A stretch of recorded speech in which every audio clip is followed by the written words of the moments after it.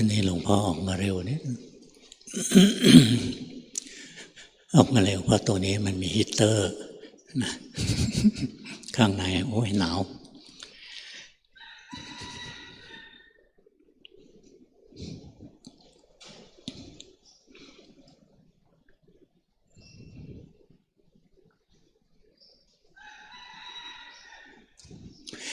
การศึกษาธรรมะนะมันมี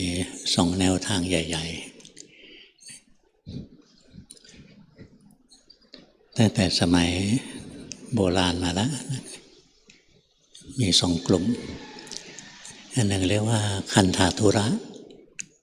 เรียนตำรา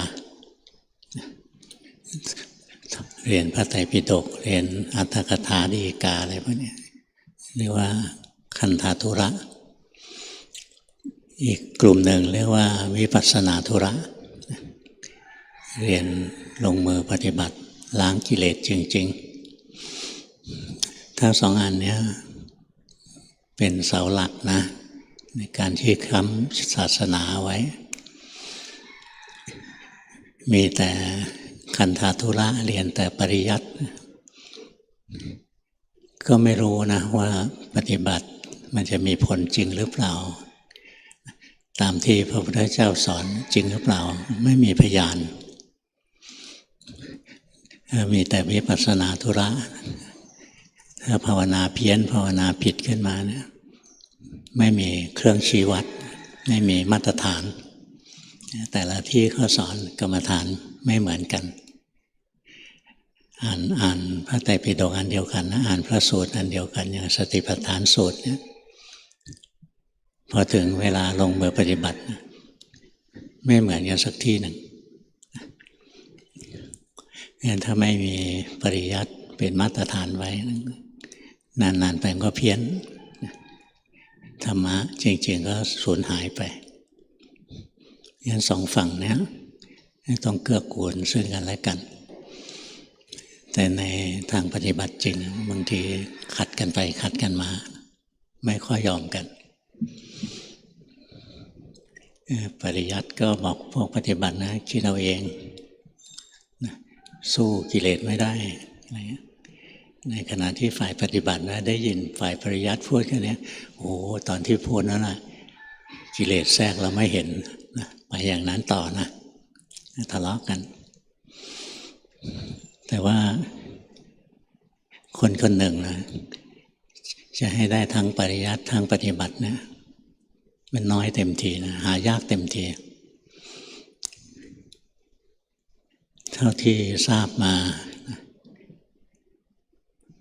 ท่านหนึ่งก็คือรัชกาลที่สี่ท่านเก่งบาลีเก่งปริยัติแล้วก็ปฏิบัติเก่งด้วยตอนที่ท่านสอนคตนะท่านก็มีสตินะที่จะสอนคตจะตายนะเดี๋ยวคนจีนแปลไม่ออกสอนคตคือตอนท่านจะตายนะท่านก็เรียกอารักษ์เรียกอารักษ์พนักงานเขียนหนังสือแล้วก็มาบอกเนี่ยท่านแต่งภาษาบาลีเป็นคำลาพระสงฆ์ปกติเวลาเข้าพรรษาอะไรนะท่านจะไปตามวัดนะไปบอกพระสงฆ์นะนี่ท่านจะไม่อยู่แล้วท่านก็เลยเขียนหนังสือเป็นภาษาบาลีนะเป็นคำลาพระสงฆ์ของท่านไม่ได้สะทกสะท้านหวั่นไหวนะว่าจะตายแล้วเขียนออกมาได้งดงามมากเลยฝีมือด้านภาษาท่านเก่ง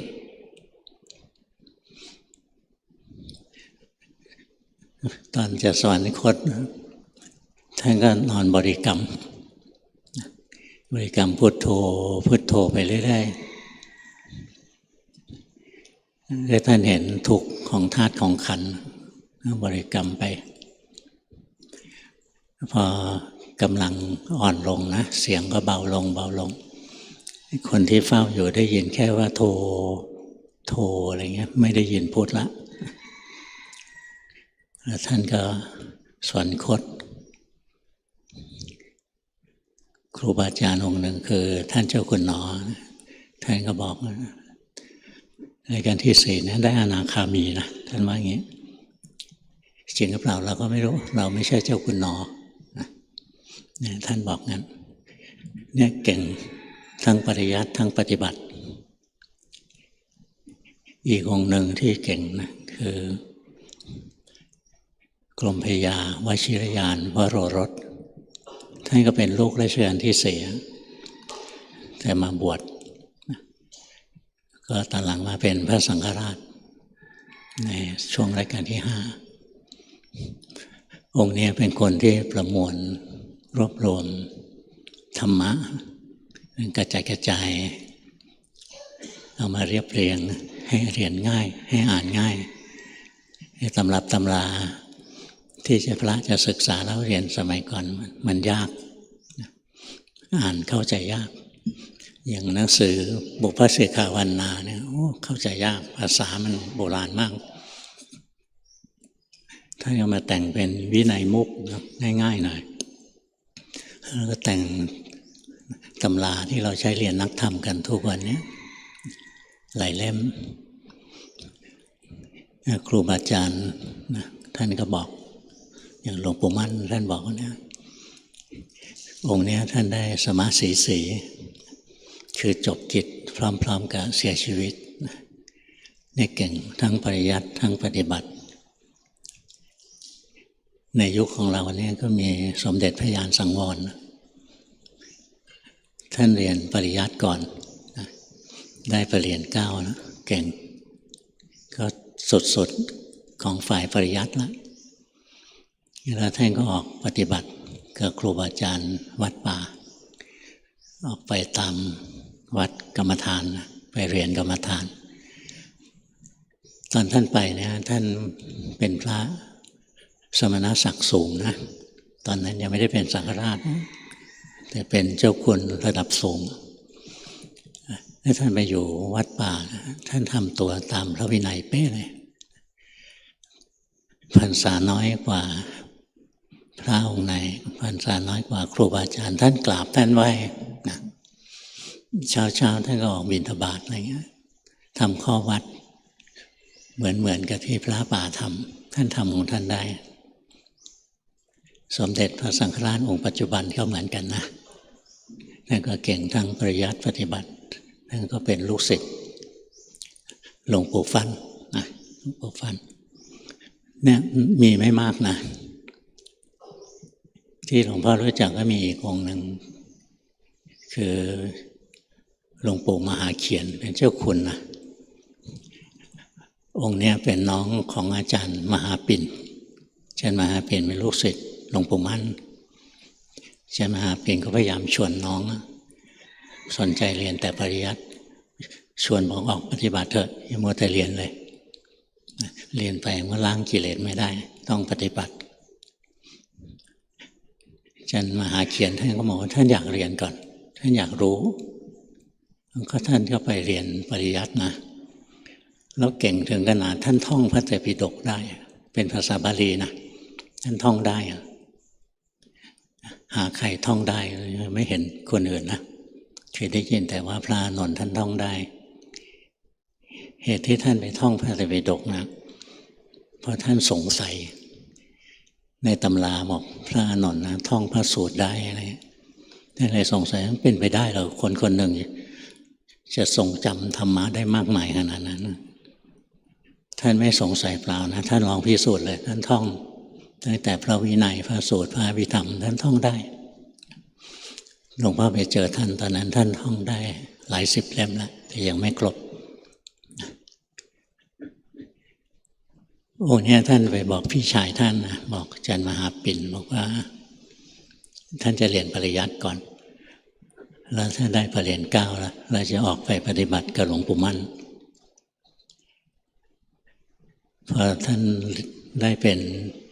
เจ้าอาวาสนะวัดสุทธาจินดาที่โคราชแล้วท่านก็ได้ปรริญญาเก้าด้วย อาจารย์มหาปิ่นก็ไปทวงสัญญาบอกจำได้ไหมเคยสัญญาว่ายังไงท่านก็ใจเด็ดนะถ้าลาออกจากทุกตำแหน่งเลยนะแล้วก็ออกปฏิบัติตามพี่ชายปฏิบัติกับหลวงปู่มั่นองค์นี้ท่านก็ภาวนาเก่งมากๆเลยนะแต่พวกเราไม่ค่อยรู้จักท่านอยู่กาฬสินธุ์หลวงพ่อเคยไปกราบท่านที่วัดทีหนึ่งโอ้ไปไกลเดินเอานะตอนนั้นไปขึ้นรถทัวร์ไปเนี่ยไปลงที่กาฬสินธุ์ต่อไปอำเภออะไรก็ไม่รู้จำไม่ได้นะสุดทางรถก็เดินเข้าไปก่อนไปนะไปถามเจ้าคุณวัดสุทธาจินดาถามท่านบอกว่าเส้นทางอยู่ตรงไหนท่านบอกใกล้นิดเดียวนั่งรถนะแป๊บเดียวหลวงพ่อไปเดินรถตั้งนานนะกลับมาต่อว่าท่านไม่เห็นจะแป๊บเดียวเลยนะไกลมากเลยนะท่านบอกว่าใกล้ๆอ่ะท่านบอกเหรอใกล้เหรอเราไม่รู้หรอกพอเราขึ้นรถตู้ได้เราก็นั่งสมาธิออกจากสมาธิก็ถึงแล้วโอ้โหตอนนั่งสมาธินะนานเท่าไหร่ก็ไม่รู้นะเนี่ยท่านที่เก่งปริยัติปฏิบัติทั้งสองอย่างนะในคนเดียวกันหายากนะไม่ใช่หาง่ายๆเก่งพิเศษจริงๆอย่างหลวงพ่อมาบวชตอนแก่บวชตอนอายุเยอะแล้วเนี่ยกว่าจะบวชอายุ48แล้วให้ไปเรียนปริยัติเนี่ยไม่ไหวแล้วเสียเวลาคืนเรียนปริยัตินะพอเรียนจบก็ตายพอดีเลยไม่ไหวเสียเวลาถามว่าเรียนไหวไหมเรียนได้ไหมคิดว่าเรียนได้นะเราเรียนทางโลกภาษาอะไรหลวงพ่อเก่งนะเรียนเรื่องภาษาเรื่องอะไรทางโลกเราก็เรียนมาตั้งเยอะไม่เห็นจะยากอะไรเลยแต่มันไม่มีเวลาแล้วก็เรามาลงมือภาวนาเอาหัดทีแรกนะตอนเด็กๆหัดอานาปานสติก่อนกำหนดลมหายใจรู้ลมหายใจนะรู้ลมไปทีแรกหายใจเข้าพุทหายใจออกโทนับเลขด้วย1หายใจเข้าพุทหายใจออกโท2อะไรเงี้ยนับไปเรื่อยๆพอจิตมันสงบนะการนับเลขหายไปเหลือแต่หายใจเข้าพุทหายใจออกโทพอจิตมันสงบมากขึ้นนะพุทโธหายไปก็เห็นเลยว่ามีสติรู้การหายใจอยู่ลมไปอยู่ตรงไหนรู้หายใจไปหายใจมาจิตสงบมากขึ้นลมมันก็สั้นลงนะมาหยุดอยู่ที่ปลายจมูกนิดเดียวเนี่ยขยับอยู่ที่จมูกนิดเดียวคลิกนี้นิดเดียวเสร็จแล้วจากลมก็แปลสภาพไปเป็นแสงสว่างตัวลมหายใจเนี่ยเรียกว่าบริกรรมนิมิตเป็นศัพท์เฉพาะนะตัวอารมณ์กรรมฐานเนี่ยเรียกบริกรรมนิมิตจิตเราไปอยู่กับมันแล้วพอมันเริ่มสงบนะมันแปลสภาพเป็นแสงสว่างเรียกว่าอุคหานิมิตแล้วเราอยู่กับอุคหานิมิตนะใช้แทนลมหายใจใช้ความสว่างแทนลมหายใจแล้วเสร็จแล้วจิตมันก็สงบมากขึ้นเองนะมันไม่สนใจทุกสิ่งทุกอย่างแล้วมันสนใจอยู่ที่แสงสว่างพอจิตมันมีกำลังมากขึ้นนะเรากำหนดแสงลงไปนะให้มันกว้างครอบโลกเลยเหมือนเราเป็นพระอาทิตย์เป็นพระจันทร์นะส่องแสงไปทั่วโลกส่องแสงไปทั้งจักรวาลอะไรเงี้ยเราจะย่อลงมานะย่อแสงที่ดวงใหญ่ๆให้เล็กลงเหลือเท่าปลายเข็มเล็กนิดเดียวครูบาอาจารย์ที่สอนแนวนี้ยังมีนะตอนนี้แต่ไม่กล้าเอ่ยชื่อท่านเดี๋ยวท่านโจกเอาคือใครไปเรียนกรรมฐานกับท่านเนี่ยต้องทำสมาธิก่อนต้องทำสมาธิจนกระทั่งสามารถกำหนดจิตนะรอดรูเข็มได้รู้จักเข็มไหมใครไม่รู้จักเข็มมีไหมยุคนี้อะไรก็ซื้อเอาไม่ได้รู้จักเย็บผ้ารูเข็มมันเล็กนิดเดียวนะ ถ้าอายุเยอะขึ้นนะจะเอาได้ใส่รูเข็มนี่ยากเลยนะแต่ท่านฝึกสมาธิกันถึงขนาดว่ากำหนดจิตให้เล็กลงไปนะรอดรูเข็มได้เล็กขนาดนั้นถ้าได้สมาธิระดับนั้นแล้วท่านถึงจะให้เจริญปัญญาสมาธิตรงนั้นมันก็คือปฏิภาคนิมิตนะระดับปฏิภาคนิมิตนะตรงนั้นยังไม่ถึงฌานเลยนะถ้าเดินไปทางฌานก็ไปอีกไกลอีกยาวอาจจะยาวหลายกับถ้าเข้าไปทางฌานตายแล้วไปเป็นพระพรหมอะไรเงี้ยมันเนิ่นช้ามากนี่ท่านให้ฝึกได้ปฏิภาคนิมิตแล้วก็ออกมาเจริญปัญญาพิจารณาร่างกายผมขนเล็บฟันหนังเนื้อเอ็นกระดูกลงเป็นไตรลักษณ์ไม่เที่ยงเป็นทุกข์เป็นอนัตตาเนี่ยไม่ใช่ฝึกกันง่ายๆนะเพราะฉะนั้นขนาดจะปฏิบัตินะก็ยังต้องใช้เวลาแล้วถ้าเรียนปริยัติด้วยปฏิบัติด้วยเล่นลำบากชีวิตหนึ่งไม่พอเรียนแค่เรียนปฏิบัติอย่างเดียวนะบอกตรงๆชีวิตหนึ่งก็ไม่พอเรียนกว่าเราจะทำสมาธิได้นะสะสมหลายภพหลายชาตินะงั้นอย่างที่พวกเรามีความสนใจธรรมะอะไรเนี่ยอันนี้ต้องสะสมมาแล้วล่ะคนในโลกมีตั้งหลายพันล้านมีกี่คนที่มีโอกาสเจอพระพุทธศาสนามีกี่คนที่เจอพระพุทธศาสนาแล้วเกิดศรัทธาอยากปฏิบัติ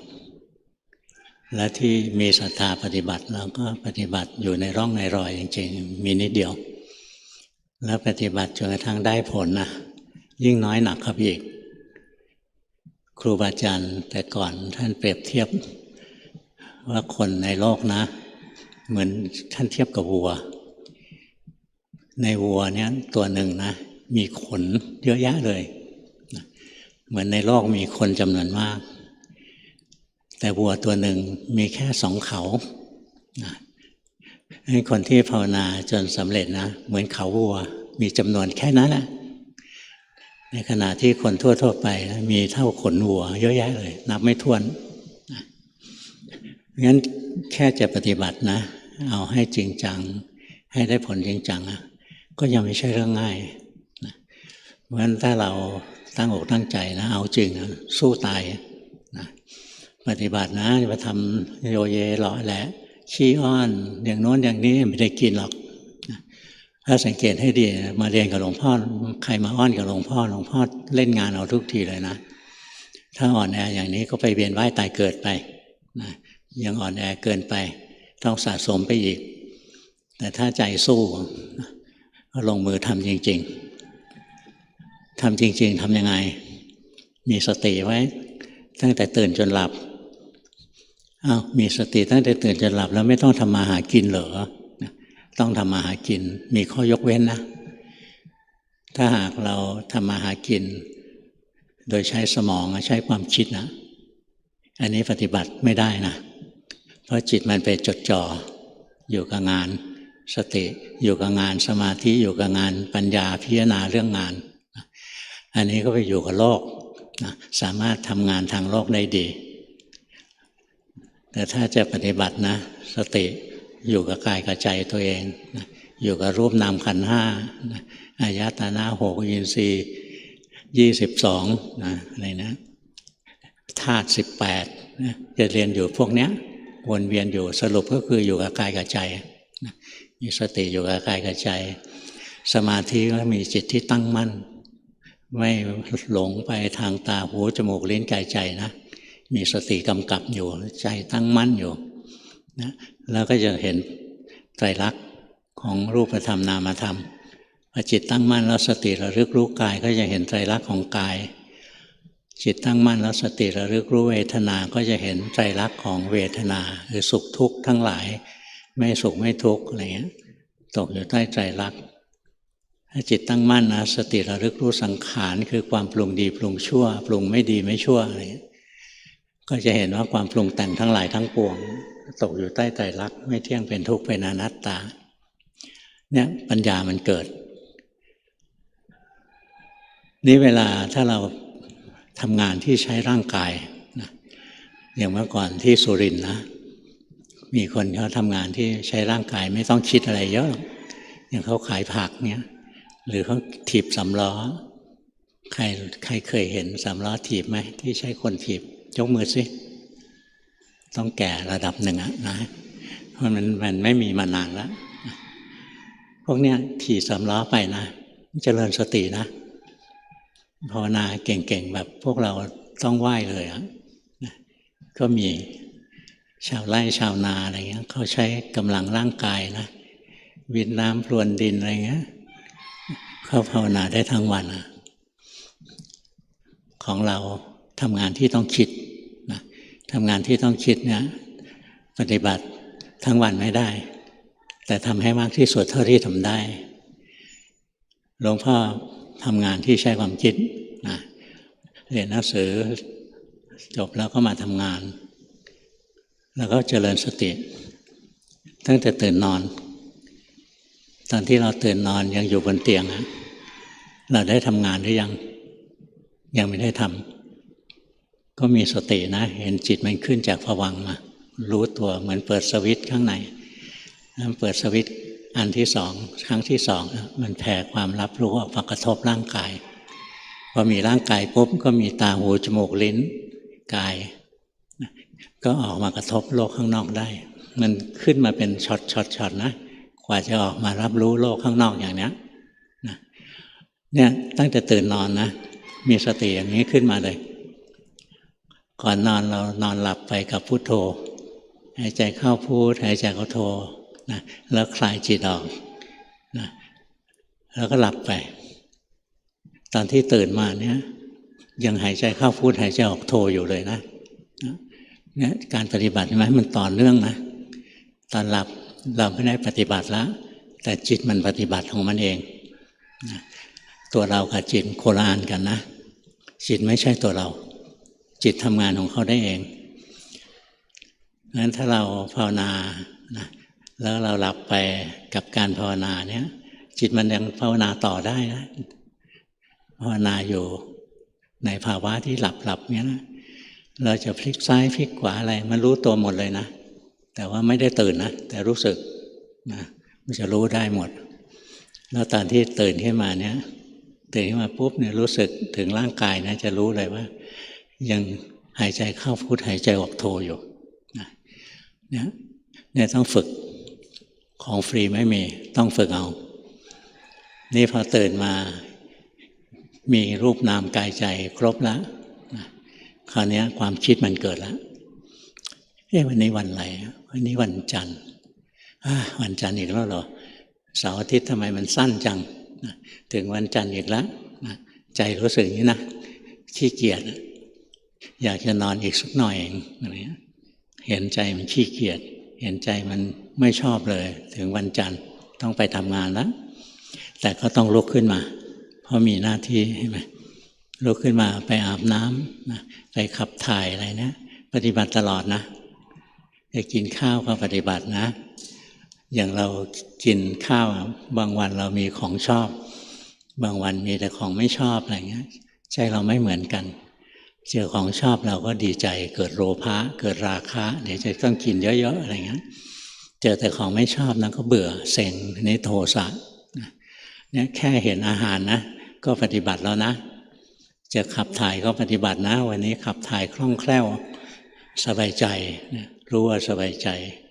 วันนี้ถ่ายไม่ออกนะจะต้องไปทำงานแล้วเดี๋ยวไปปวดท้องกลางทางกรุงเทพรถติดจะตายไปนะปวดท้องขึ้นมาไม่รู้จะทำยังไงเลยนะใจกังวลรู้ว่ากังวลใช่ไหมเวลาอาบน้ำถ้าหน้าหนาวอย่างนี้คนโบราณอาบน้ำในตุ่มมันน่ากลัวนะแค่เห็นตุ่มน้ำนะใจมันสยองแล้วนะไม่ใช่กลัวนะใช้คำว่าสยองมันถึงจะตรงเห็นแล้วเฮ้ยอย่างเงี้ยนะอาบขันที่หนึ่งกลัวมากนะขันที่สองก็ยังกลัวอยู่พอหลายๆขันอาบน้ำไปไม่ค่อยกลัวแล้วพออาบน้ำใกล้จะเสร็จเริ่มดีใจแล้วจะกลัวเปลี่ยนดีใจนะพออาบน้ำเสร็จนะเช็ดตัวเวลาเราอาบน้ำเย็นๆแล้วเรามาเช็ดตัวนะเราจะรู้สึกอบอุ่นนะเราจะรู้สึกอบอุ่นมีความสุขเนี่ยกระทั่งการอาบน้ำนะ หลวงพ่อก็ภาวนานะแล้วเห็นนะจิตมันเปลี่ยนเป็นช็อตนะงั้นพวกเราอย่ามาสงสัยมาขอทำใดที่หลวงพ่อรู้แล้วขอให้รู้ด้วยหลวงพ่อจะตอบทุกทีนะทำใดที่หลวงพ่อปฏิบัติแล้วเราก็ทำด้วยนะขออย่างเดียวไม่ได้กินหรอกนะมันลูกศิษย์ชูชกขี้ขอลูกศิษย์พระพุทธเจ้าต้องขวนขวายมีวิริยะมีความเพียรด้วยตัวเองตนเป็นที่พึ่งของตนเท่านั้นแหละ เนี่ยภาวนานะตั้งแต่ตื่นมาเข้าห้องน้ำใช่ไหมขับถ่ายอาบน้ำกินข้าวอะไรเงี้ยไปขึ้นรถตอนนั้นรับราชการใหม่ๆนะเป็นผู้น้อยเงินเดือนน้อยก็ต้องเก็บเงินไว้ด้วยว่าเดี๋ยววันหยุดต้องไปหาครูบาอาจารย์อยู่ไกลๆค่ารถเยอะขึ้นรถเมล์นะไปรอรถเมล์เห็นคนเยอะแยะเลยที่ไปรถเมล์ใจนะเบื่อแล้วรถเมล์ไม่ยอมมาใจกระวนกระวายเนี่ยเห็นตลอดเลยนะใจมันกระวนกระวายนะจะได้ไปไหมพอได้ขึ้นรถเมล์มาก็ดีใจขึ้นไปได้ก็ดีใจโหนรถเมล์โหนไปนานๆเมื่อยนะถ้าได้ที่นั่งก็จะดีอะไรเงี้ยใจมันก็ไปเรื่อยๆนะแล้วก็อ่านมันไปเรื่อยๆที่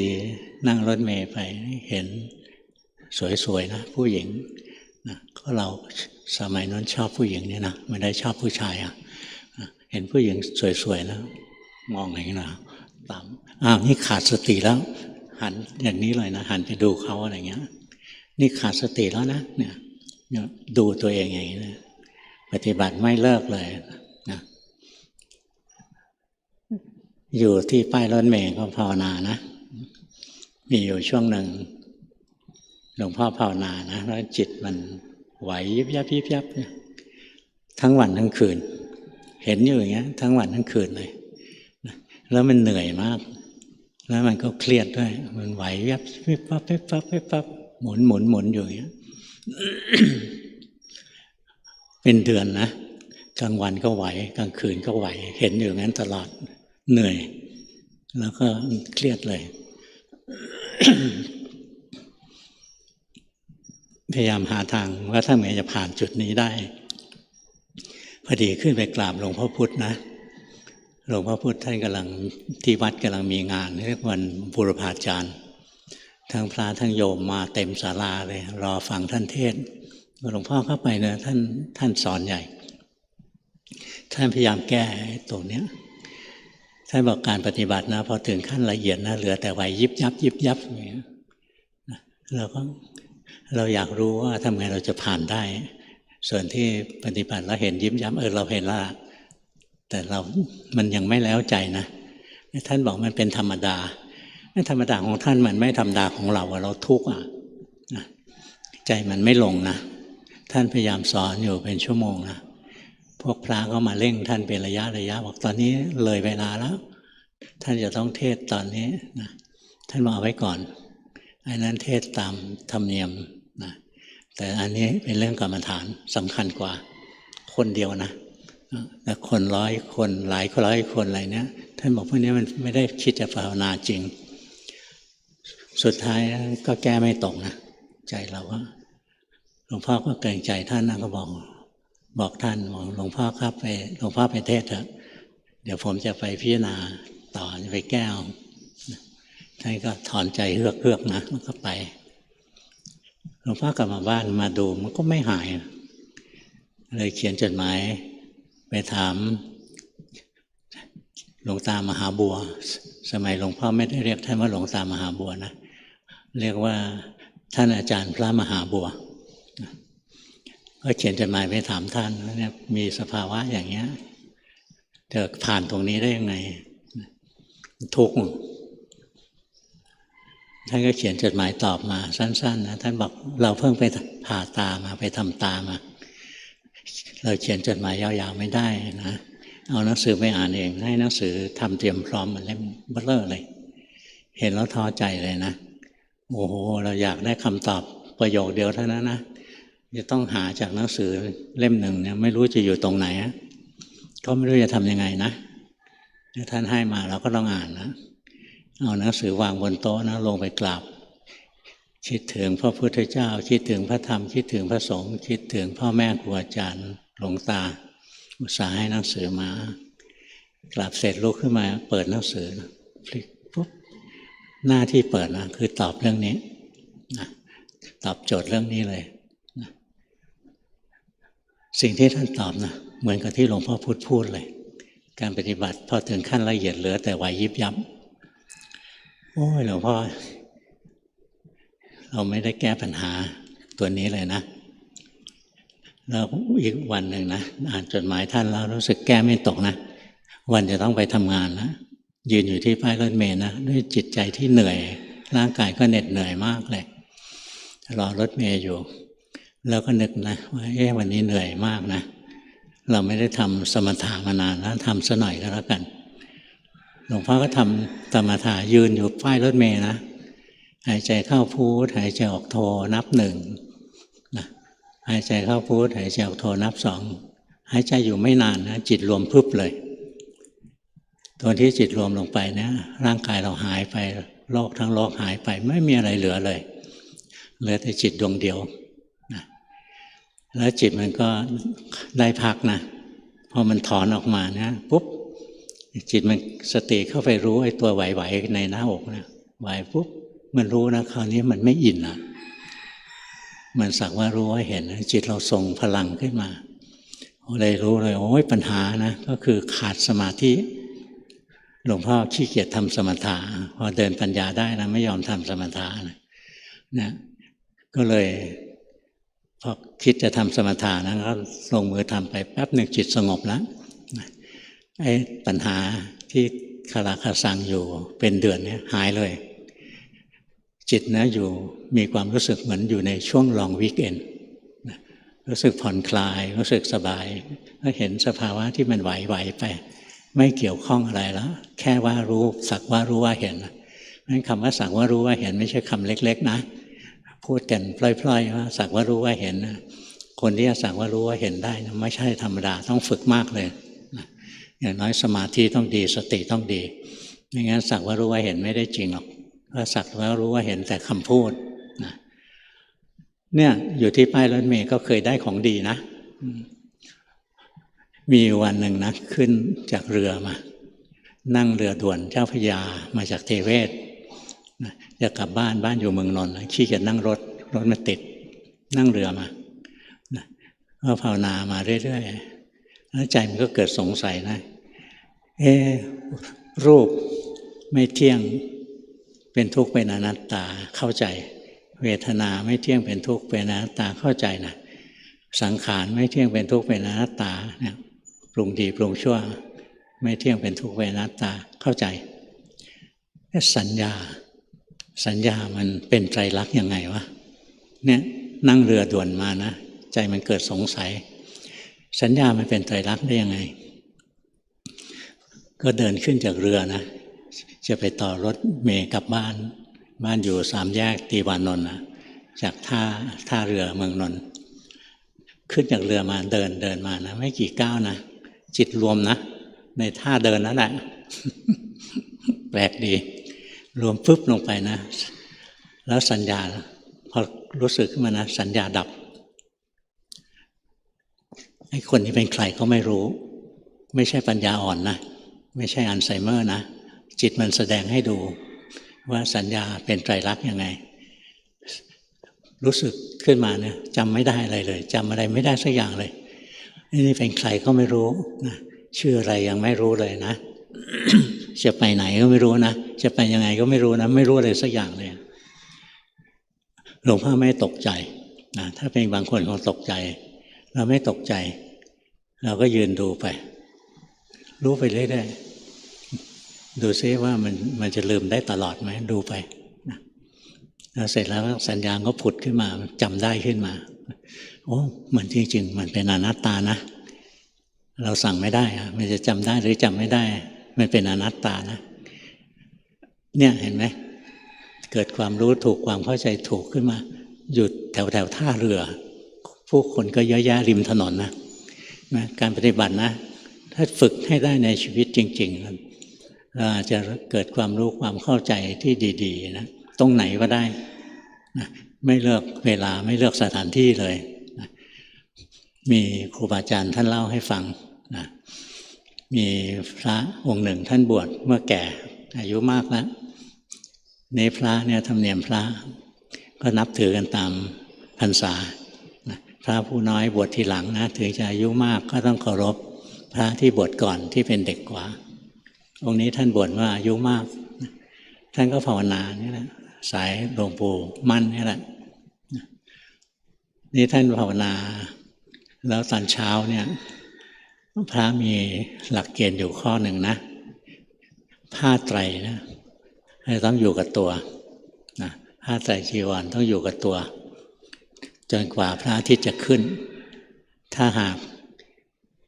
ผ้าไม่มีนะตอนมีผ้าไม่ครบ3 ผืนนะแล้วพระอาทิตย์ขึ้นซะก่อนเลยนะอันนั้นอาบัติทำไมท่านกำหนดอย่างนี้เพราะสมัยพุทธกาลเนี่ยพระอยู่รวมกันเยอะแล้วตอนเช้าขึ้นมาจะไปบิณฑบาตนะต่างคนต่างคว้าผ้าไอ้คว้าของคนนี้บ้างคว้าของคนนี้บ้างจำไม่ได้ว่าของตัวเองวางไว้ข้างไหนนะไม่คว้าของอีกคนหนึ่งอะไรเงี้ยพระก็เถียงกันใหญ่พระเจ้าได้ยินเลยกำหนดว่าต่อไปนี้นะก่อนที่จะได้อรุณคือก่อนที่แสงเงินแสงทองจะขึ้นเนี่ยพระต้องมีผ้าอยู่กับตัวจะได้ไม่ต้องมาแย่งกันนะเนี่ยองค์นี้ท่านก็พาดสังกติไปด้วยเข้าส้วมมาส้วมบ้านนอกสมัยโบราณไม่ส้วมหลุมขุดหลุมก็เอาไม้กระดาน2 แผ่นพาดปากหลุมแล้วขึ้นไปนั่งยองๆนะแล้วมีไม้ไผ่ลำหนึ่งนะทะลวงปล้องไปหมดผ่าซี่ไว้เอาไว้ฉี่พระจะไม่ฉี่ลงที่เดียวกับที่อื่นนะก็ต้องมีท่อต่อออกไปเพราะว่าส้วมหลุมมาเดี๋ยวเปียกๆแฉะยิ่งสกปรกหนักเข้าไปใหญ่นะก็ต้องแยกกันนี่ท่านนั่งอยู่ในส้วมนะท่านก็คิดจะภาวนาไปเรื่อยๆนะแล้วเสร็จแล้วผ้าสังกติที่พาดบ่าไว้นะตกลงไปในหลุมส้วมตกลงไปทำไงอ่ะท่านก็ต้องลงไปเอานะลงไปในนั้นก็เต็มไปด้วยนะก็มีหนอนด้วยเดี๋ยวลงไปหยิบผ้าพอหยิบผ้าขึ้นมานะท่านก็นึกนี่เราภาวนาที่โน้นที่นี่ก็เคยนะตอนนี้มาอยู่ในส้วมไม่เคยภาวนาในหลุมเลยนะในหลุมส้วมมาท่านภาวนาท่านนี้จริงนะทำจนได้พอท่านภาวนาได้ธรรมะขึ้นมาท่านก็ขึ้นจากหลุมมาซักผ้าท่านเลอะหมดแล้วเนี่ยอาจารย์มาเห็นดุอะไรมาซักผ้าอะไรตอนนี้ไม่รู้จักกาลเทศะกำลังจะออกบิณฑบาตแล้วมาซักผ้าแล้วจะไปได้ไงท่านบอกผมไม่มีธุระอะไรแล้วอาจารย์บอกนี่มันอวดอุตรินะบวชมาไม่กี่วันเลยบอกว่าไม่มีธุระแล้วคำนี้มันแปลว่าเป็นพระอรหันต์แล้วคือหมดกิจแล้วก็ไม่ลงกันนะอาจารย์บอกว่าอวดท่านบอกท่านไม่ได้อวดแล้วท่านบอกคนที่จะตัดสินได้คือหลวงปู่มั่นก็เลยตกลงไปหาหลวงปู่มั่นกันพอเดินเข้าไปหลายวันนะเดินไปหาพอเข้าเขตที่พักของหลวงปู่มั่นท่านเห็นนะท่านบอกว่าพักนี้ไม่มีอะไรแล้วรีบกลับไปเลยนะให้รีบกลับไปเร็วๆเลยนะให้รีบกลับวัดทันทีนะพอท่านกลับมาที่วัดนะก็ถึงเวลาท่านมรณภาพพอดีเลยองค์ที่ภาวนาได้เห็นไหมการปฏิบัตินะไม่เลือกสถานที่นะอยู่ตรงไหนก็ต้องทำมีสติรู้กายรู้ใจอย่างที่มันเป็นไปเรื่อยๆนะอันนี้ที่เล่าเนี้ยนะเล่ากันในแวดวงนักปฏิบัติหรอกนะไม่ใช่ว่าอวดอุตริอะไรเพราะท่านเหล่านั้นสิ้นไปหมดแล้วเราจะไปอวดอะไรท่านแล้วเราก็ไม่รู้จักท่านนี่ครูบาอาจารย์เล่าต่อมาให้ฟังเท่านั้นเองแต่ว่ามันได้ข้อคิดอย่างหนึ่งการปฏิบัติอย่าเว้นวรรคนะปฏิบัติตั้งแต่ตื่นจนหลับไปเลยยกเว้นตอนที่ทำงานที่ต้องคิดนะเข้าส้วมก็ภาวนานะ ปฏิบัติไปอยู่ที่ไหนก็ต้องปฏิบัติไปจะฉันข้าวจะกินข้าวอะไรก็ต้องปฏิบัติไปจะซักผ้าจะอาบน้ำอะไรนี่ปฏิบัติได้ทั้งหมดอะยกเว้นตอนที่ทำงานที่ต้องคิดเท่านั้นนะหลวงพ่อใช้หลักอันนี้นะที่ฝึกตัวเองมาตั้งแต่ตื่นอ่านกายอ่านใจไปตอนไหนเห็นจิตใจได้ดูไปตอนไหนดูจิตใจได้ไม่ชัดเจนดูร่างกายไปไม่ทิ้งการรู้กายรู้ใจมีสติอยู่อย่างนั้นนะทั้งวันนะดังนั้นทำงานอยู่สภาความมั่นคงนะงานมันเครียดนะ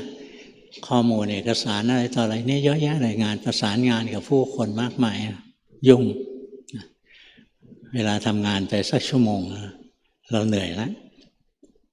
หัวนะหมุนติ้วเลยนะหลวงพ่อก็ใช้วิธีเบรกถ้าเราเบรกด้วยการนั่งจิบกาแฟอะไรนี่นะหัวหน้ามันจะมองหน้าหลวงพ่อก็เดินไปห้องน้ำเนี่ยเวลาเรานั่งทำงานอยู่เราจะเดินไปห้องน้ำเนี่ยเราลุกขึ้นนะสิ่งแรกร่างกายเราส่วนแรกที่ขยับนะอยู่ที่ไหนรู้ไหมอย่างเรานั่งเก้าอี้อย่างเงี้ยเวลาเราจะลุกอะขยับมือไม่ใช่ขยับเท้านะอยู่ๆขยับเท้าหัวทิ่มเลยนะขยับมือก่อนนะต้องเลื่อนเก้าอี้ออกอะไรเงี้ยขยับเมื่อเห็นร่างกายตอนนั้นหัวหมุนดูจิตไม่ได้ดูกายเห็นร่างกายขยับตัวเห็นร่างกายลุกขึ้นเห็นร่างกายเดินไปห้องน้ำเห็นร่างกายยืนฉี่นะตอนนั้นเป็นโยมยืนฉี่ได้พระไม่ให้ยืนนะพวกพระบวชใหม่เนี่ยจะสติไม่ทันบางทีแอบยืนฉี่นะเนี่ยพอฉี่เสร็จนะมันใช้เวลา2 นาทีอะไรเงี้ยจากห้องมาประมาณ2 นาทีนะไอ้หัวที่หมุนเนี่ยหายแล้วนะจิตตั้งมั่นขึ้นมาแล้วเราฝึกไว้ชำนาญตอนที่เดินกลับเนี่ยกลับมาทำงานนะดูจิตกลับมาแล้วนะขาไปห้องน้ำเนี่ยดูกายไปพอจิตมันมีกำลังแล้วขากลับดูจิตมาแล้วเนี่ยฝึกของตัวเองอย่างนี้นะฝึกอย่างนี้เรื่อยๆไปจนมาอัตโนมัตินะความรู้สึกอะไรแปลกปลอมขึ้นที่จิตรู้ทันนะความรู้สึกอะไรแปลกปลอมขึ้นที่จิตรู้ทันจิตไปทำอะไรรู้ทัน2 อันนี้ไม่เหมือนกันนะความรู้สึกที่เกิดขึ้นกับจิตก็คือตาหูจมูกลิ้นกายใจมันกระทบอารมณ์อย่างใจกระทบความคิดเนี่ยตากระทบรูปหูกระทบเสียงจมูกได้กลิ่นลิ้นกระทบรสกายกระทบสัมผัสเนี่ยนะแล้วมันเกิดความรู้สึกขึ้นที่จิตนะอย่างอากาศหนาวเนี่ยแหมลมร้อนๆมาโดนนี้นะหมายมันสบายใจนะเนี่ยผัสสะทางร่างกายกระทบมานะมีความสบายใจขึ้นมาพอใจนะเนี่ยรู้ทันเกิดความพอใจแล้วนะเห็นหมาขี้เลื้อนวิ่งมากลัวมันจะมาถูขาเรานะเนี่ยเห็นใจที่กลัวเนี่ยอ่านไปเรื่อยๆนะอยู่สวนโพธิ์ตอนนั้นบวชแล้วนั่งสมาธิอยู่นะแต่หลวงพ่อไม่ได้นั่งพับขานะนั่งเก้าอี้ห้อยขาเก้าอี้หินคล้ายๆที่นั่งข้างหน้านี้แหละอันนั้นขนมาจากเมืองการนะขนมาจากวัดที่เมืองการเก้าอี้ที่อยู่ข้างหน้ายังอยู่เปล่าไม่รู้หายไปหมดแล้วพังหมดแล้วอ๋อยังอยู่นั่นแหละเก้าอี้พวกนั้นน่ะนั่งอย่างนั้นนะนั่งห้อยขาอยู่นั่งสมาธิไปไอ้งูเห่ามันมานะตัวมันเริ่มสวยเวลามันถูกแดดนะสะท้อนแสงแวบเป็นสีรุ้งเลยนะเกล็ดมันนะสวยมันก็เลื่อยมามาอยู่ใกล้ขาเราแล้วนะมันก็เอาหัวมันมุดหินเล็กๆอ่ะเห็นเกล็ดหินเลยนะจะหาอะไรกินอ่ะก็ต่างคนต่างอยู่นะใจเราเฉยใจไม่กลัวเลยเพราะตอนนั้นใจมันส่งสมาธิอยู่มันไม่กลัวนะถ้าตอนนี้มันเลื้อยมาเราคงถอยนะเรื่องอะไรจะรอให้มันกัดนะมันก็ไม่กัดนะมันก็เชื่องอย่างนั้นนะอยู่ด้วยกันมานานหลายปีเชื่องนะเพราะไม่เคยมีใครทำร้ายสัตว์ที่เกเรมีไม่มากหรอกนะส่วนใหญ่สัตว์เกเรเพราะเคยถูกคนรังแกนะงั้นถ้าเราไม่รังแกสัตว์นะใจเรามีความเมตตาความเมตตาคือความรู้สึกเป็นมิตรนะเมตตาไมตรีมิตรอะไรเนี่ยคำเดียวกันนะเพราะฉะนั้นถ้าใจเรามีเมตตาไม่เป็นพิษเป็นภัยอะไรนะ สัตว์มันก็รู้จักแยกแยะรู้สึกเข้ามาใกล้เราแล้วปลอดภัยนะไม่ต้องระวังอย่างงูถ้าระวังอย่างนี้ชูถ้ามันชูแล้วเราก็ต้องระวังเหมือนกันแล้วคราวนี้ไม่ใช่มันระวังครั้งเดียวนะในนี้งูเยอะนะในวัดเราเนี้ยสารพัดงูเลยงูร้ายๆเยอะเลยเคยกัดคนงานไปครั้งหนึ่งมันเล่นเดินมืดๆไม่มีไฟฉายมีให้ใช้ก็ไม่ใช้เดินท่อมๆไปมืดๆแล้วงูกัดนอกนั้นยังไม่เคยมีใครเจอนะไม่มีใครโดนใจที่รู้สึกเป็นมิตรเป็นมิตรกับสัตว์ทั้งหลายกับคนอื่นเลยนะไม่เป็นพิษเป็นภัยสัตว์สัญชาตญาณสัตว์นะมันไม่ได้คิดมากมันก็ต้องการแค่อาหารต้องการสืบพันธุ์ต้องการความปลอดภัยในชีวิตของมันอะไรเงี้ยถ้าเราไม่ได้ไปแย่งสิ่งเหล่านั้นกับมันก็ไม่ได้ขัดแย้งกันแต่คนไม่ใช่นะคนระวังต้องระวังมากกว่าสัตว์อยู่ดีๆมันจับเราขึ้นรถเอาไปเป็นคอนเซ็นเตอร์เฉยเลยไม่ได้รู้เรื่องเลยถ้าไม่ทำตามที่มันว่ามันก็ฆ่าทิ้งอะไรเงี้ยเนี่ยคนมันร้ายกว่าเดรัจฉานนะเพราะว่าจริงๆพวกนี้เป็นมนุษย์เดรัจฉานโนมนุษย์เดรัจฉานเพราะฉะนั้นพยายามฝึกการปฏิบัติอย่าเว้นวรรคนะฝึกตั้งแต่ตื่นจนหลับนะฝึกไปเรื่อยๆมีสติรู้กายรู้ใจอย่างที่มันเป็นไปเรื่อยๆนะดูกายมันทำงานดูใจมันทำงานตาหูจมูกลิ้นกายใจกระทบอารมณ์ปุ๊บเกิดสุขเกิดทุกข์เกิดกุศลอกุศลรู้ทันนะอันนี้แบบหนึ่งนะอีกแบบหนึ่งก็คือตาหลงไปดูรูปรู้ทันตาหลงไปฟังเสียงหลงไปดมกลิ่นหลงไปลิ้มรสหลงไปรู้สัมผัสทางกายรู้ทันนะใจเราหลงไปคิดรู้ทันนี่รู้พฤติกรรมของจิตที่เกิดดับทางตาหูจมูกลิ้นกายใจ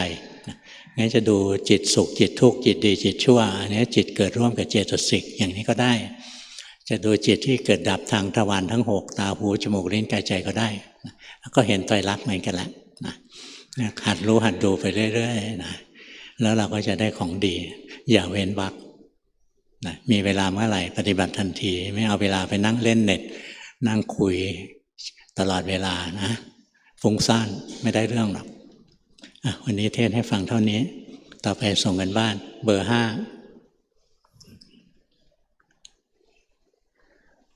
เบอร์ 5มีสติบนทางสายกลางหมั่นเจริญสัมมาวายามะทำเหตุดูความเป็นอนัตตาของกายใจเห็นความเป็นปัจจุบันได้ละเอียดขึ้นเห็นความรับรู้ของจิตขาดออกเป็นช่วงๆเห็นความหลงเป็นต้นตอของกิเลสเห็นโลกและตัวเราว่างเป็นเพียงสภาวะที่เกิดดับต่อเนื่องกันแต่ยังต้องอาศัยกำลังของสัมมาสมาธิถึงเห็นยังไม่เด็ดขาดกราบขอแนวทางการปฏิบัติต่อไปด้วยครับภาวนาได้ดีมากๆเลยนะอย่างที่รู้ว่าขาดสัมมาสมาธิก็รู้ถูกแล้วล่ะทุกวันทำในรูปแบบนะสะสมสัมมาสมาธิด้วยเจริญปัญญารวดเดียวไม่ได้สติสมาธิดีนะดีมากๆเลยสันตติขาดรู้สึกไหมจิตมันขาดจากกันนะมันไม่ใช่ดวงเดียวหรอกนะภาวนาถึงระดับที่คณะคอระฆังนอนหนูคณะแตกสันตติขาด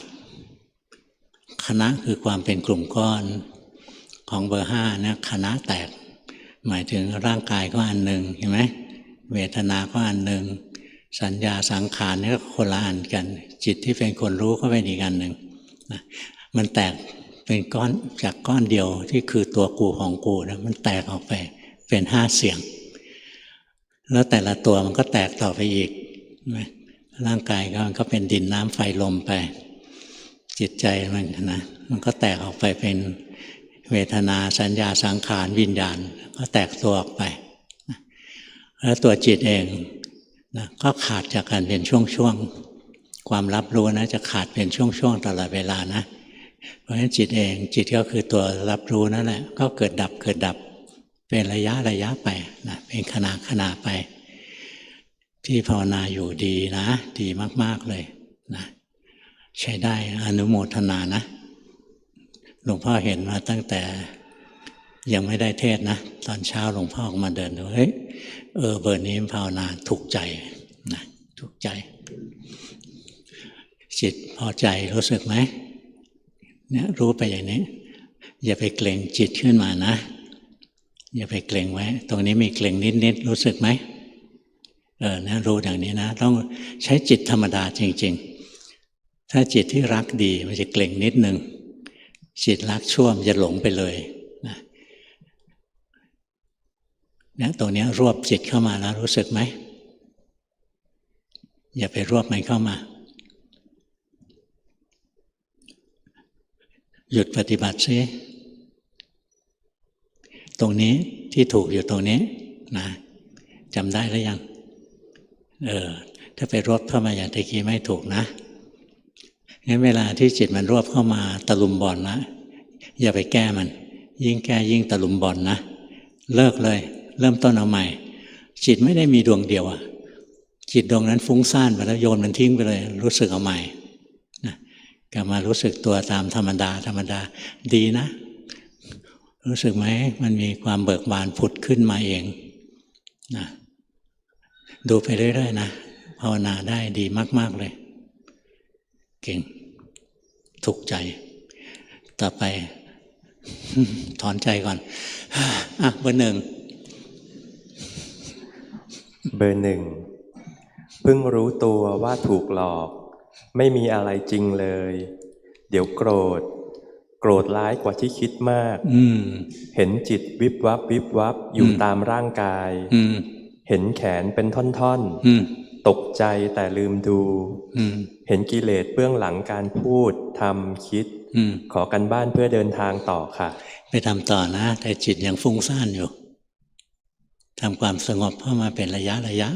นะมันยังฟุ้งอยู่รู้สึกไหมมันช่างคิดอ่ะพื้นของเราเลยนะฟุ้งซ่านช่างคิดอ่ะคิดโน่นคิดนี่ไปเรื่อยๆนะอย่าไปหลงกลมันคิดเท่าไหร่ก็ไม่รู้นะธรรมะมันคิดเอาไม่ได้มันต้องเห็นเอานะแต่พอจิตมันคิดเนี่ยเรารู้ทันว่าจิตมันคิดจิตคิดคือจิตที่ฟุ้งซ่านจะดับนะมันจะเกิดจิตรู้ขึ้นมาแทนนะไม่ต้องพยายามทำจิตรู้ให้เกิดนะมันไม่หลงคิดเมื่อไหร่มันก็รู้เมื่อนั้นแหละของเรายังช่างคิดอยู่งั้นอยู่กับกรรมฐานนะอยู่กับกรรมฐานไปเรื่อยๆนี่อยู่นิวซีแลนด์เหรออยู่ที่นิวซีแลนด์ใช่ไหมหรือที่ไหนซูมส่งกันบ้านก็ดีนะมาได้ทั่วโลกเบอร์หนึ่งสรุปก็คือจิตมันยังฟุ้งซ่านเก่งมันช่างคิดนะงั้นอย่าทิ้งสมถะจิตต้องมีเครื่องอยู่ร่างกายเคลื่อนไหวรู้สึกร่างกายเคลื่อนไหวรู้สึกเรื่อยๆแล้วสมาธิมันจะเกิดเบอร์สองไม่ต้องเครียดเบอร์สองเดินจงกรม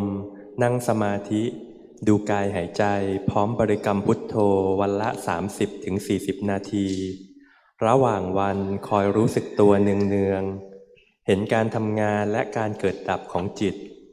เห็นกายและจิตหลงไม่ใช่เรายังเห็นจิตผู้รู้เป็นเราหลงไปในความคิดและไหลตามกิเลสบ่อยแต่รู้เร็วขึ้นกิเลสหยาบลดลงมากเห็นกิเลสละเอียดชัดขึ้นขอคำแนะนำค่ะไม่ทำต่อนะไม่จะค่อยรู้ถูกเข้าใจถูกมากขึ้นมีสติรู้สึกไปในรูปแบบถึงเวลาเราก็ทำไปหายใจเข้าพูดออกโทอะไรก็ทำนะใจสงบก็ช่างไม่สงบก็ช่างแต่ขอให้ทำเท่านั้นแหละแล้วมันสงบเองอย่างเราหายใจเข้าพูดออกโทแล้วจิตหนีไปก็รู้ทันเอานะไม่ว่ามันจิตฟุ้งซ่านรู้ทันไม่ว่ามันเดี๋ยวมันก็สงบเองนะอยากสงบจะไม่สงบนะงั้นถ้าเริ่มต้นด้วยอยากนะไม่ถูกอะที่ฝึกอยู่ใช้ได้นะตะกี้นี้นะขณะแต่ก่อนหน้านี้นิดหนึ่งอะตรงนั้นนะถูกเป๊ะเลยตัวนี้พยายามหาแล้วมันเป็นยังไงนะพยายามหาไม่มีนะเพราะมันจบไปแล้วมันเป็นอดีตไปหมดแล้วอยู่กับปัจจุบันไปที่ทำอยู่ใช้ได้ไปทำอีกไปเบอร์สาม เบอร์ 3 ปฏิบัติในรูปแบบด้วยการเดินจงกรมและนั่งสมาธิ ขั้นต่ำ1 ชั่วโมง พยายามรู้สึกตัวระหว่างวันเท่าที่ทำได้ ไปถือศีล 8ที่วัดเดือนละครั้ง ที่ปฏิบัติอยู่ถูกทางไหมคะถูกนะแล้วถ้าจิตมันโมโหขึ้นมาก็รู้ทันนะขี้โมโหไหม หลวงพ่อไม่ได้เก่งอะไรหรอกหลวงพ่อดูโง่เฮงเอา ยิ่งเราทำสมาธิให้สงบมากๆนะจะยิ่งโมโหมากนะงั้นคอยอ่านใจตัวเองเรื่อยๆอย่าไปบังคับใจให้มันนิ่งอ่านมันไปอย่างที่มันเป็นมันจะได้ไม่โมโหมากนะสบายๆจิตตรงนี้ดีกว่าตะกี้แล้วรู้สึกไหมจิตตัวนี้เคลื่อนไหวแล้วตะกี้เราไปเพ่งให้มันนิ่งๆอยู่นะถ้าไปติดอยู่ตรงนั้นมันจะขี้โมโหคล้ายๆมันอยู่ในเซฟโซนตลอดออกมากระทบอะไรนิดหนึ่งก็ระเบิดเลยอยู่กับโลกนี้รู้สึกไปถึงเวลาเข้าวัดภาวนาอะไรก็ดีกว่าไม่ทำนะ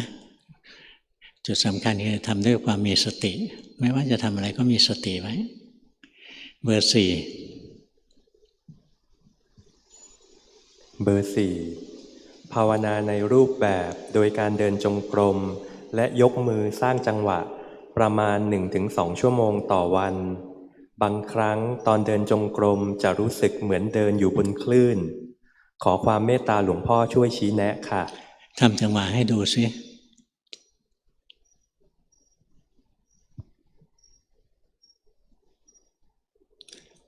รู้สึกไหมจิตเราไหลไปตอนที่ทำจังหวะจิตมันไหลไปนะให้รู้ทันจิตที่ไหลไปตอนนั้นเราขาดสตินะเราถลำลงไปเพ่งนะจิตมันถลำลงไปเราไม่เห็นนะเนี่ยร่างกายเคลื่อนไหวรู้สึกรู้ได้จิตปกติ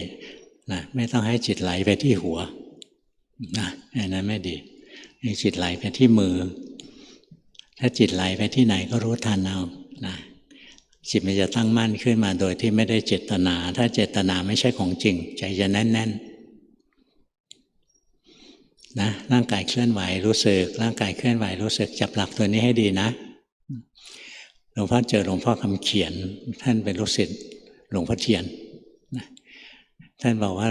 จุดสำคัญที่เป็นหัวใจของการปฏิบัติก็คือสตินะ14 จังหวะอะไรเนี่ยหลวงพ่อเทียนมาคิดขึ้นทีหลังบอกว่ายุคแรกๆที่หลวงพ่อเทียนสอนท่านเป็นเรื่องสติทั้งนั้นทำอะไรก็ให้มีสติไว้นี่คนส่วนใหญ่มันไม่มีท่านก็เลยไปคิดกระบวนท่าให้มันเอาไว้ผูกจิตนี่ผูกไปผูกมาจิตเลยไปติดมือหรือไปคิดเรื่องมือก็ไม่มีสติอีกแล้ว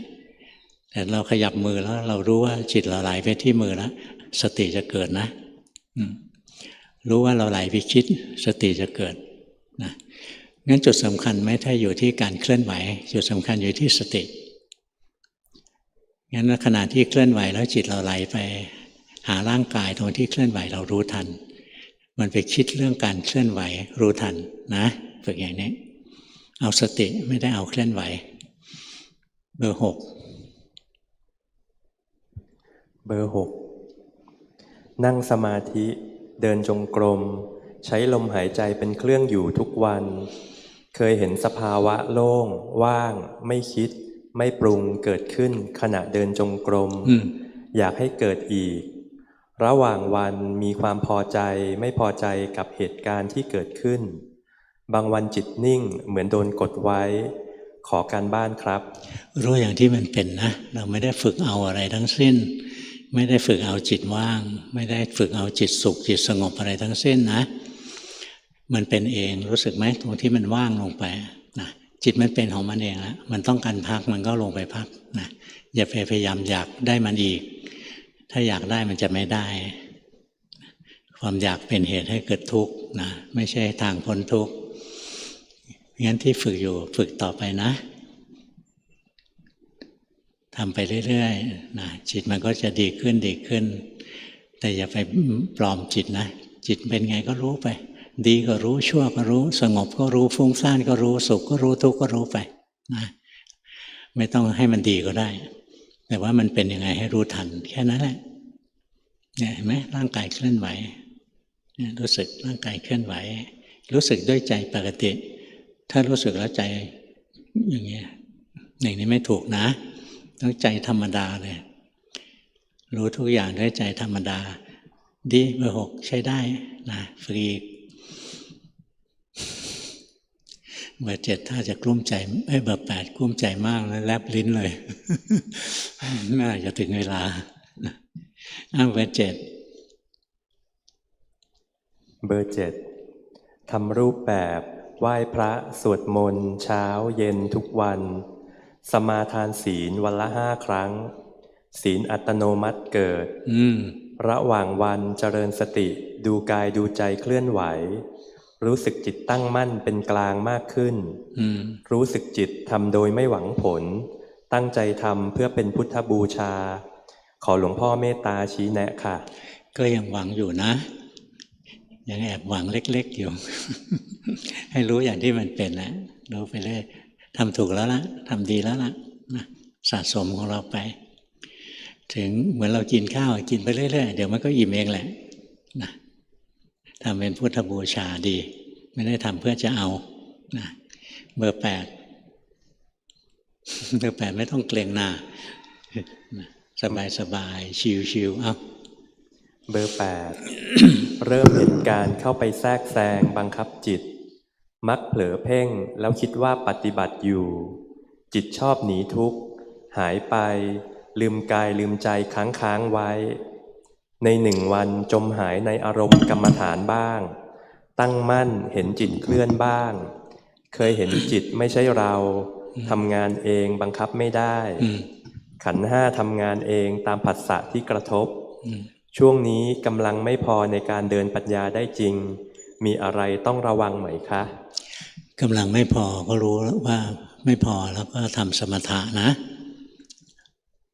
ให้จิตอยู่ในอารมณ์อันเดียวไปจิตจะได้มีกำลังขึ้นมาอย่าใจร้อนนะอย่างใจร้อนอยู่ใจเย็นๆชิวๆแต่ไม่ขี้เกียจดีค่อยๆฝึกนะต้องอดทนการภาวนาอยากได้ผลมันไม่ได้หรอกมันได้ตอนที่ไม่ได้อยากแต่ทีแรกก็อยากก่อนแล้วก็เลยต้องขยันภาวนาพอภาวนาไปถึงจุดหนึ่งนะมันเกิดหมดความจงใจเพราะทำไงก็ไม่ได้วะพอมันหมดความจงใจมันก็จะได้เบอร์ 5มันยังชินที่จะไปรวบจิตเข้ามานิดหนึ่งนะจะทื่อๆไปตรงนี้ไม่ธรรมดาเบอร์ 5รู้สึกไหมไม่ใช่จิตปกติเป็นจิตที่เราไปควบคุมมันไว้ลืมการปฏิบัติซิลืมตรงนี้กับตะเกียบไม่เหมือนกันนึกออกไหมนะเราชินนะที่จะไปอยู่สร้างอะไรขึ้นอย่างหนึ่งแล้วก็ไปอยู่กับมันเป็นสร้างภพภพของนักปฏิบัติเราก็เลยไปติดอยู่ในภพอันนั้นเรานึกว่านี่คือการปฏิบัติการที่จิตไปติดนิ่งๆอยู่งั้นดีนะอย่าให้จิตมันไปติดอยู่ข้างในถอยออกมาอีกนิดนึงอยู่อย่างข้างนอกอย่างเงี้ยรู้สึกอย่างเนี้ยแล้วเวลาทำความสงบนะก็ทำด้วยจิตตรงนี้เลยไม่ดัดแปลงจิตแม้แต่นิดเดียว